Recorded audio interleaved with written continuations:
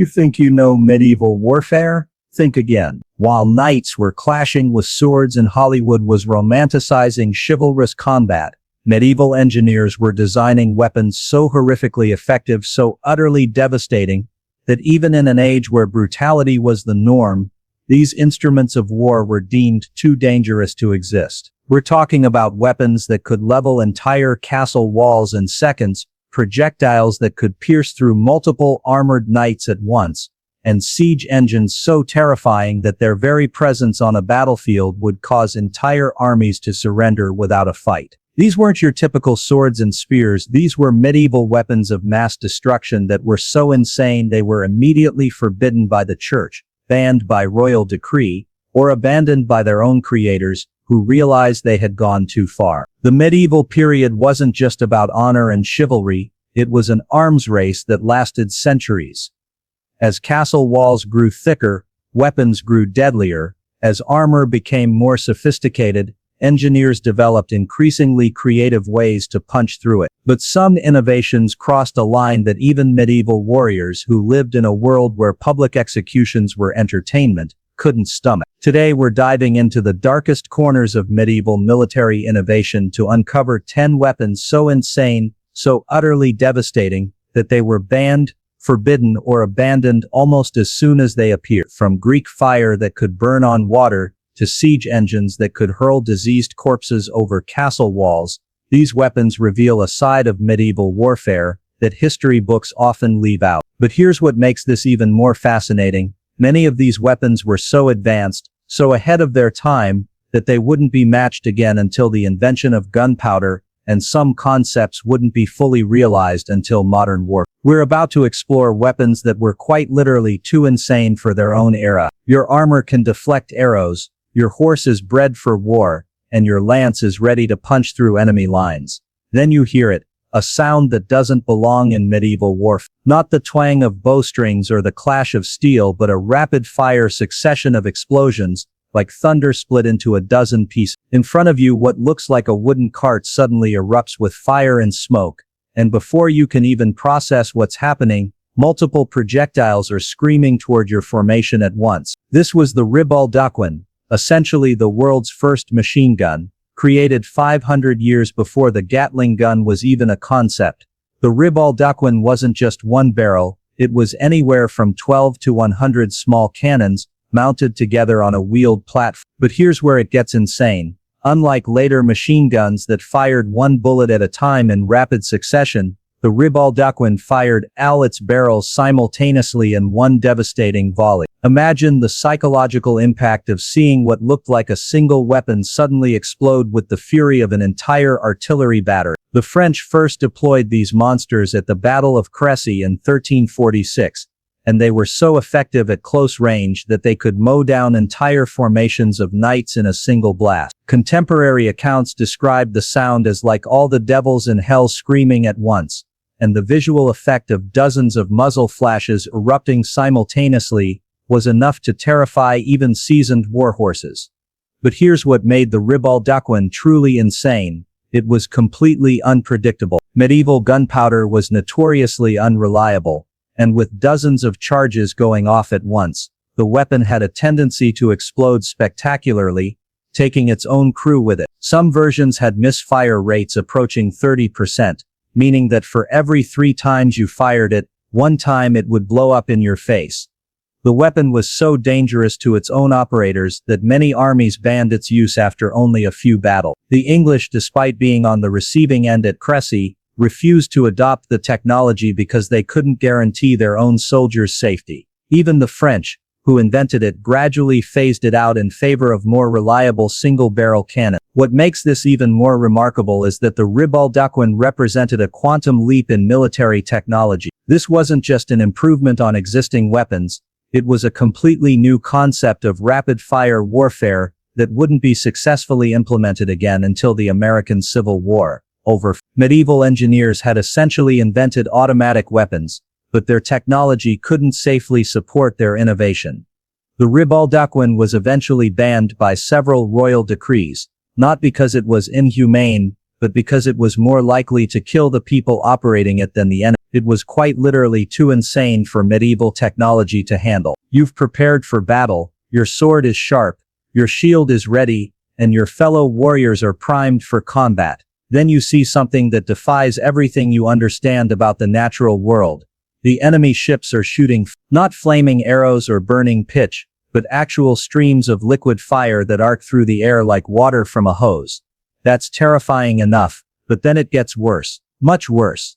The fire hits the water around your ship and doesn't go out. Instead, it spreads across the surface of the sea like a living thing, turning the ocean itself into a wall of flames. Your instinct is to dive overboard, but the water that should save you has become your death trap. This is Greek fire, and it represents one of history's most closely guarded and utterly terrifying military secrets.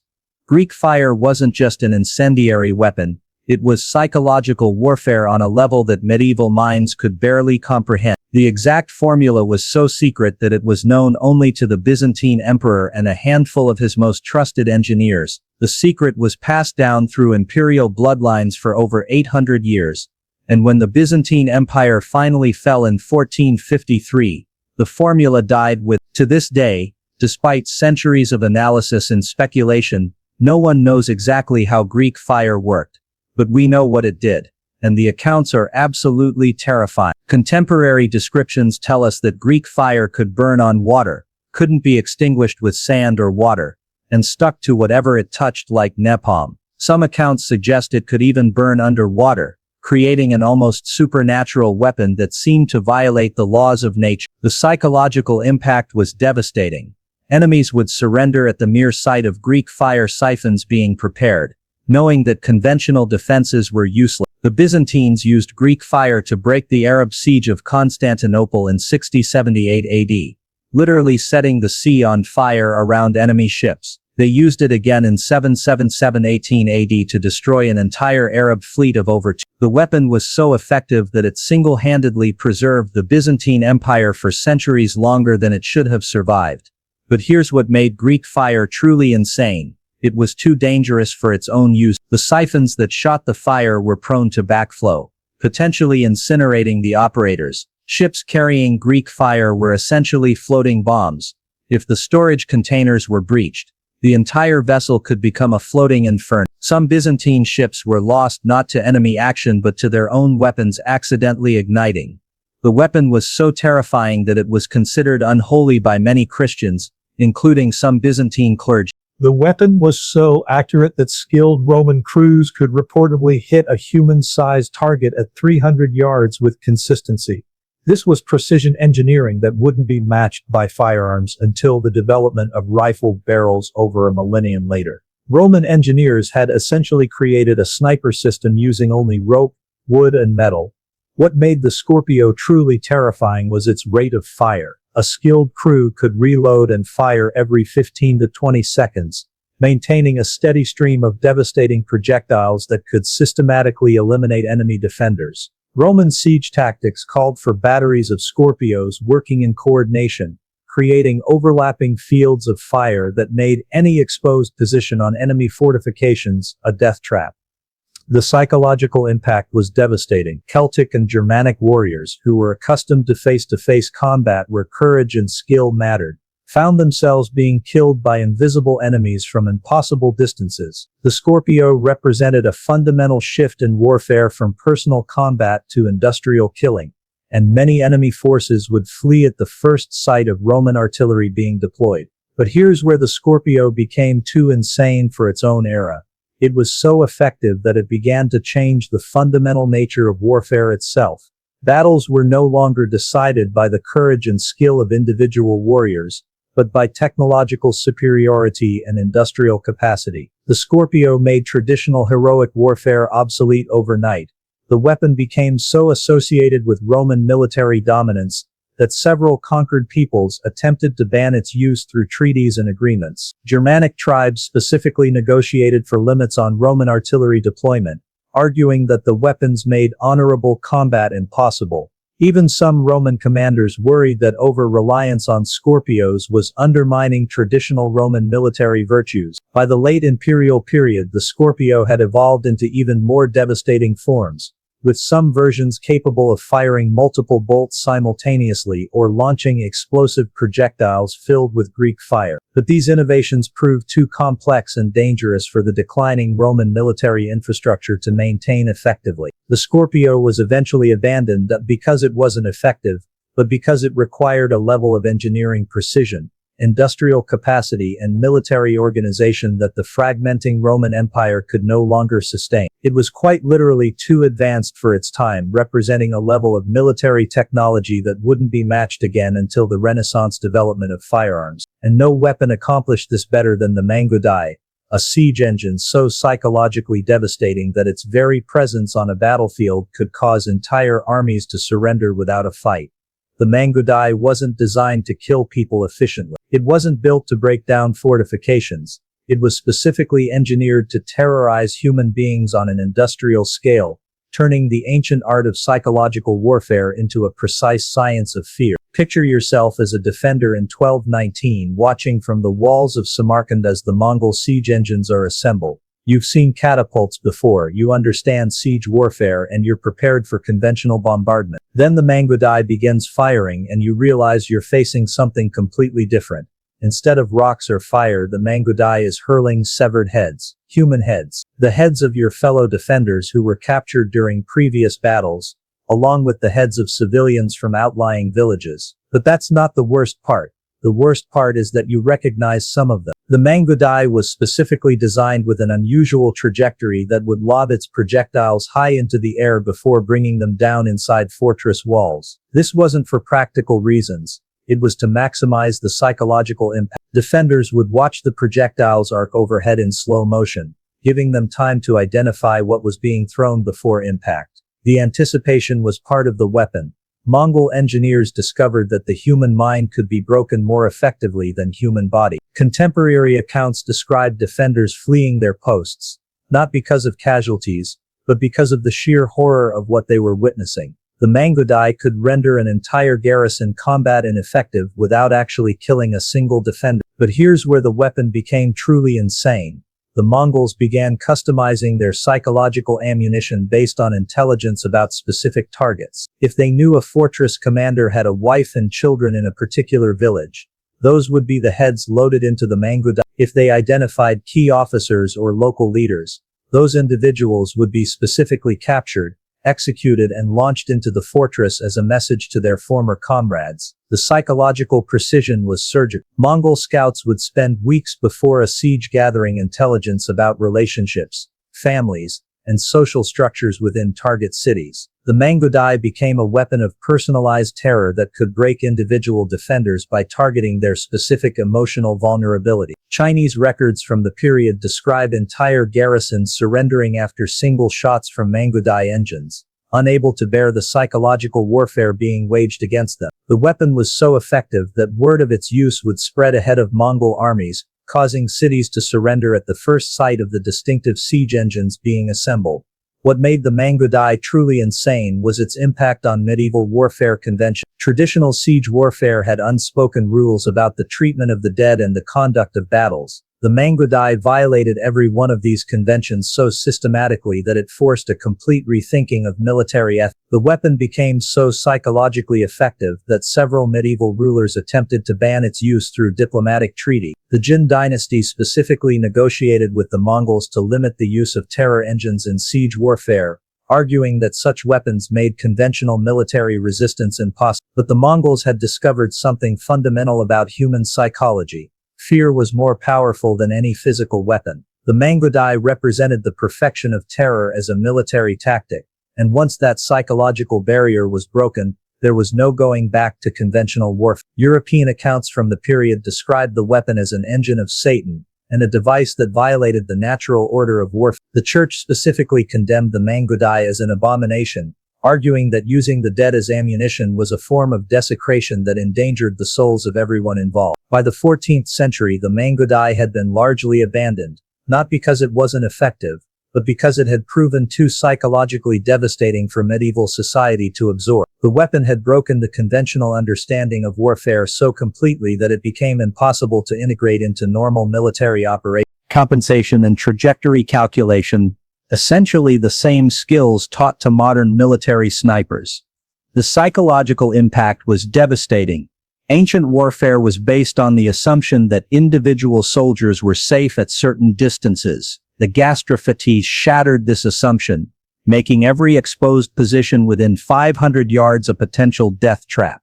Enemy commanders found themselves being picked off by invisible shooters from impossible distances, creating a new form of warfare where leadership could be eliminated without warning. Greek tactical doctrine called for gastrophates operators to specifically target enemy officers, specialists, and high-value individuals.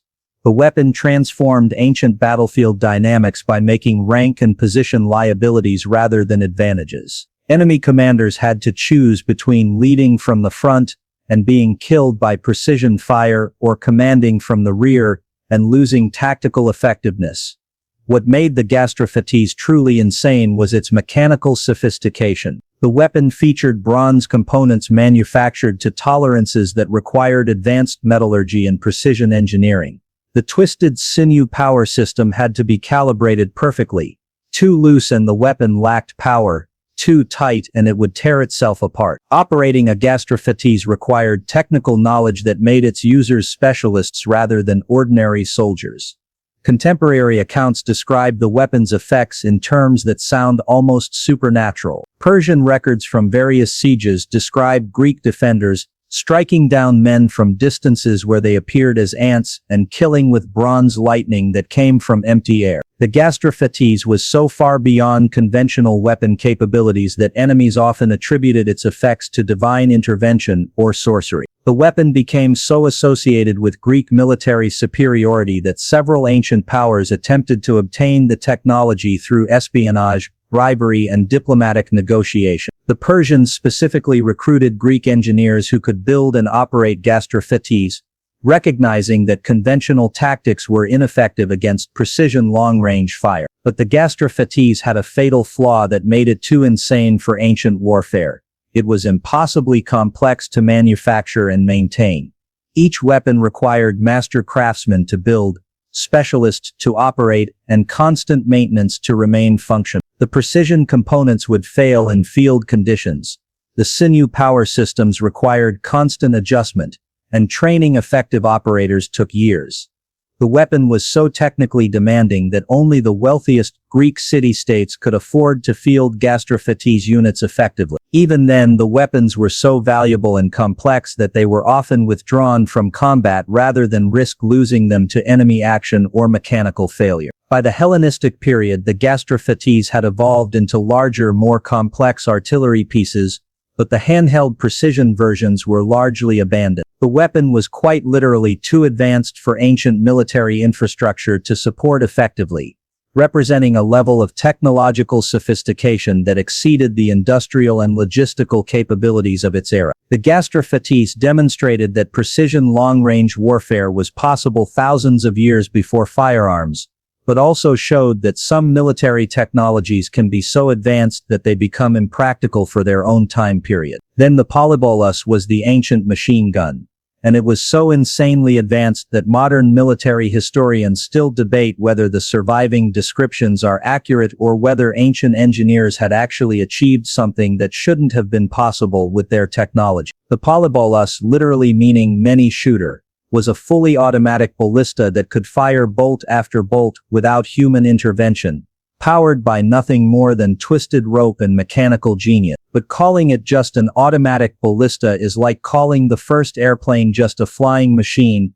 It completely fails to capture the revolutionary engineering that made this weapon absolutely impossible for its era. Imagine you're a Roman centurion in 2020 BC, preparing to assault a Greek fortress that's defended by what appears to be a standard ballista emplacement. You've faced these weapons before. They're dangerous but predictable. One shot, then a pause while the crew reloads, cocks the mechanism, and aims for the next shot. You time your advance for the reload cycle, ordering your men to charge during the inevitable gap in fire. Then the polybolus opens up, and you realize you're facing something that violates every assumption about ancient warfare. Instead of the expected pause after the first shot, a second bolt comes screaming toward your formation. Then a third, then a fourth. There's no reload time, no crew frantically working to prepare the next shot.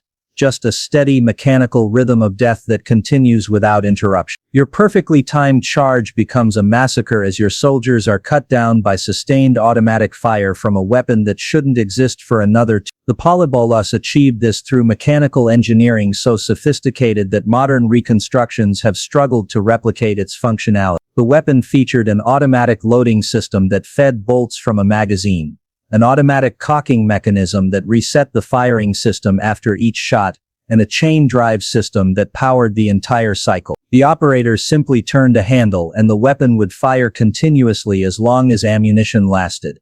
But here's what made the Polybolus truly insane. It was invented by Hero of Alexandria, the same engineer who created the first steam engine and the first programmable automation system. The Polybolus wasn't just a weapon.